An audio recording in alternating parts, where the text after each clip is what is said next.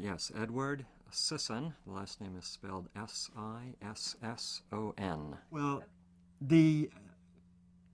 because they are convinced that natural processes alone, without any intelligent intervention, produced the cells that we are made of, or constructed them, designed them, whatever your phrase is.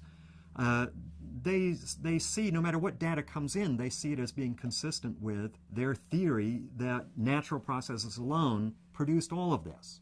It is the same psychology that one sees if you study a different scientific theory, the theory of continental drift. Prior to World War II, the mainstream scientific world was convinced that continents do not move.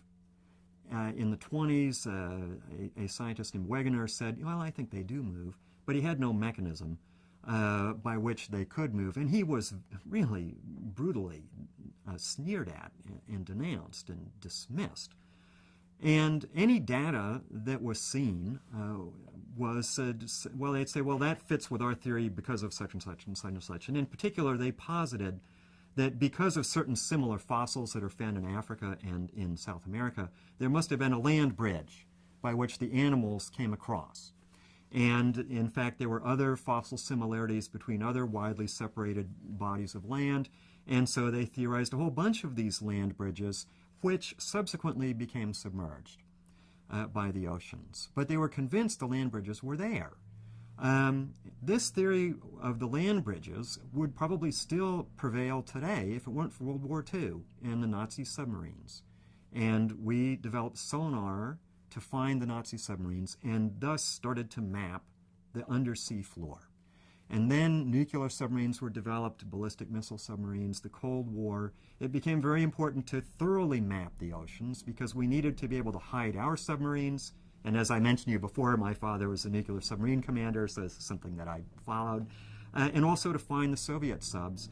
And lo and behold, because of that happenstance, that due to military concerns, governments devoted enough money to research the seabed floor, it became very clear, first off, there never were any land bridges. And number two, there was this ridge, the Mid-Atlantic Ridge, which, and then a bunch of other data then followed, tending to show that the continents are moving apart. And my point is, it was the happenstance of World War II that caused the funding to be devoted to mapping the seafloor.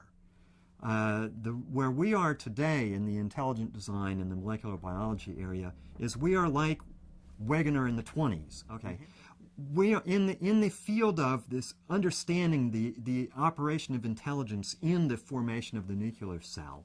We are somewhat as Wegener was in the 20s with respect to continental drift. We need funding to do the experiments and the research necessary to develop our theory, but the social conditions have not yet crystallized in such a way as to provide the funding. The science community says they want all the funding for their own theories. So if we go to Congress or we go to state government and we say we'd like funding for some experiments, the other side will come in and say, that's all nonsense. Let them get their funding from somewhere else. Everybody starts out getting their funding from somewhere else. Well, if we then turn to the other natural source of funding, which tends to be religiously oriented groups, Christian-oriented groups, instantly the mainstream side says, you can't believe any of that research. It's all paid for by religious people. And so no matter which way you turn, the mainstream side defends its theory by denying the possibility of any funding to those who would challenge it.